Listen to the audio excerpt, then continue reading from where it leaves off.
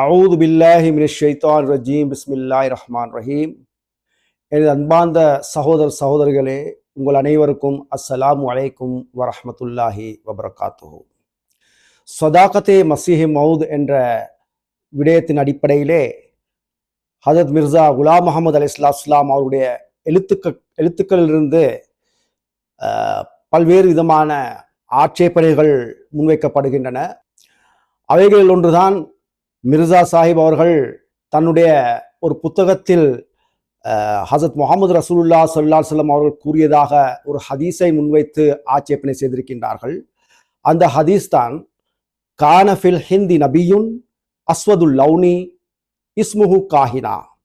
அதாவது ரசூலுல்லாஹி ஸல்லல்லாஹு அலைஹி வஸல்லம் அவர்கள் கூறினார்கள், இந்தியாவில் ஒரு நபி இருந்தார், அவர் கருமை நிறத்தவர், அவருடைய பெயர் காஹினா ஆகும் அல்லது கனையா ஆகும். அவர்களுடைய அதாவது ஆட்சேபனை என்னவென்றால், இந்த ஹதீஸுடைய ஆதாரம் என்ன, இந்த ஹதீஸ் எந்த கிரந்தத்தில் இருக்கின்றது, இந்த ஹதீஸ் ஒரு பொய்யான ஹதீஸாக இருக்கின்றது, மேலும் மிர்சா சாஹிப் திருக்குரானில் குறிப்பிடப்படாத ஒருவருக்கு நபியுல்லா என்று கூறியிருக்கின்றார் என்று ஆட்சேபனை செய்திருக்கின்றார்கள்.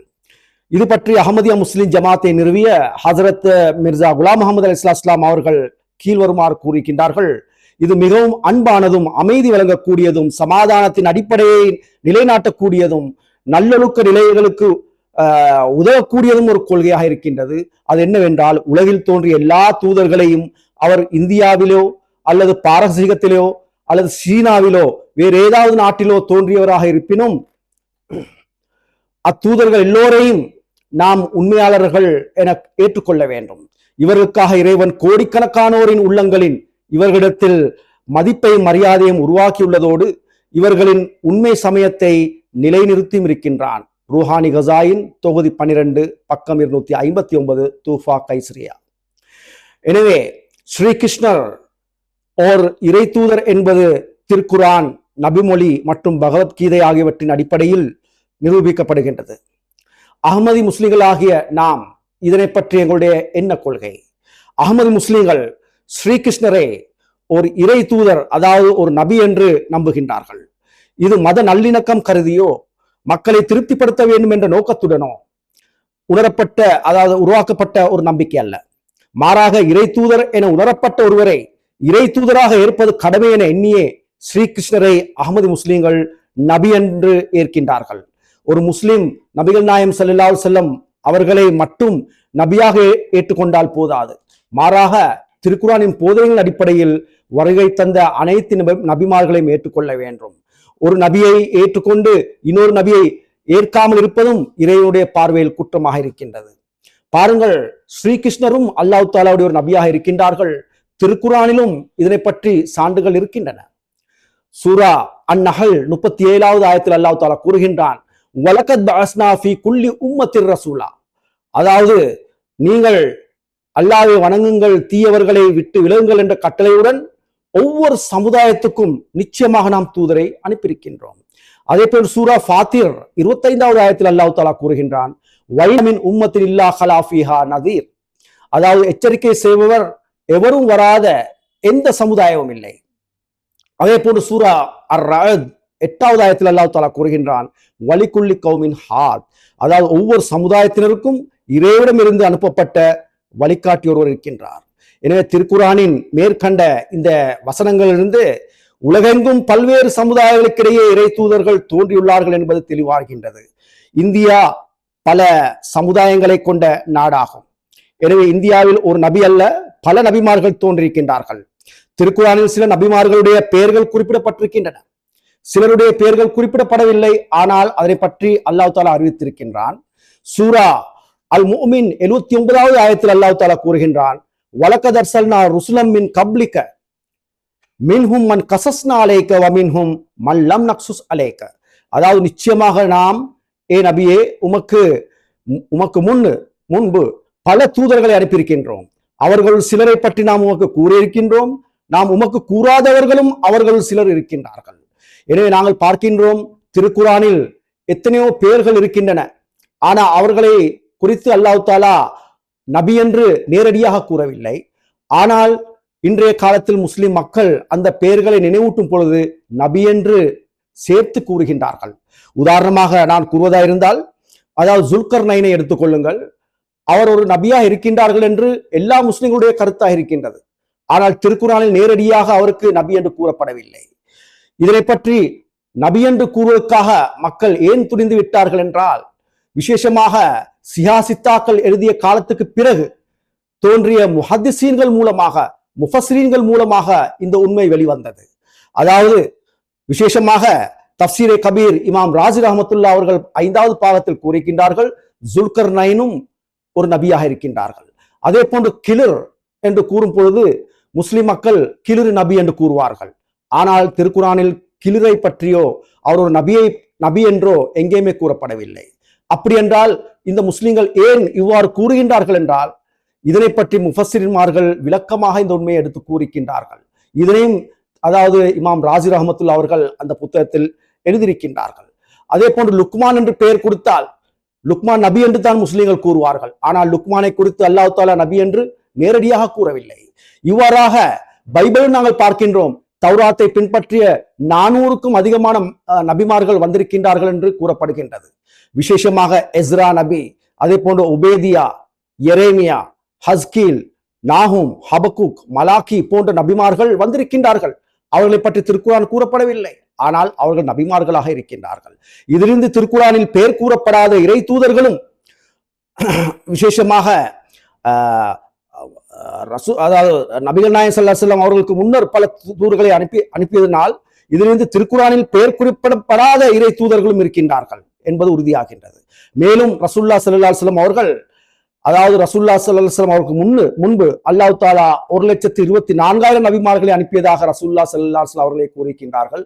ஆதாரம் முஸ்னத் அஹ்மதில் இருக்கின்றது.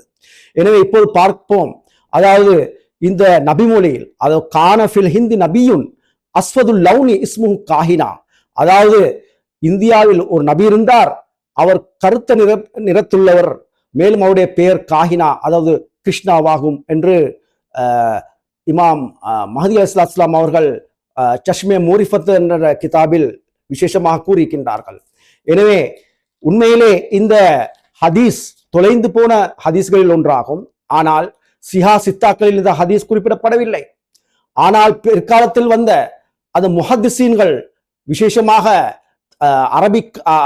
அரபியில் எழுதப்பட்ட ஹதீஸ்களுடைய கலையை விசேஷமாக படித்தவர்கள் இந்த ஹதீஸை இது ஒரு முக்கியமான ஒரு ஹதீஸ், இது ஒரு உண்மையான ஹதீஸ் என்று அவர்கள் நிரூபித்தும் இருக்கின்றார்கள்.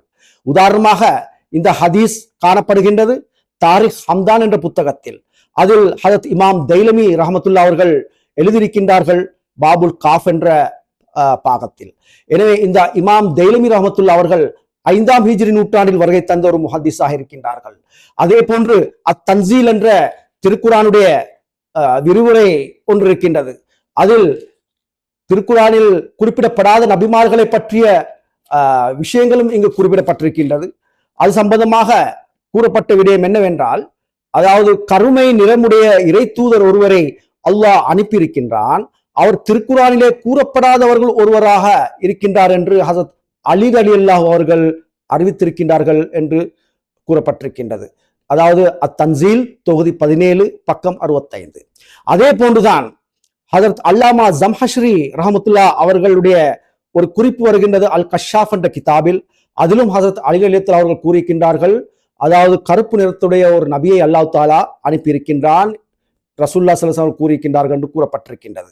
அதே போன்று புகழ்பெற்ற ஒரு வலியுல்லா ஹதரத் ஹாஜா ஹசன் நிசாமி ரஹமத்துல்லா அவர்கள் கிருஷ்ணா பீத்தி என்ற நூலில் இவ்வாறு கூறியிருக்கின்றார்கள், இந்தியாவில் தோன்றியுள்ள அவதாரங்கள் சீர்திருத்தவாதிகள் ஆகியோர்கள் கிருஷ்ணர் தமது பல்வேறு நற்பண்புகளின் காரணமாக தனிச்சிறப்புடையவராக காணப்படுகின்றார் என்று அந்த புத்தகத்தில் 39வது பக்கத்தில் குறிப்பிடப்பட்டிருக்கின்றது.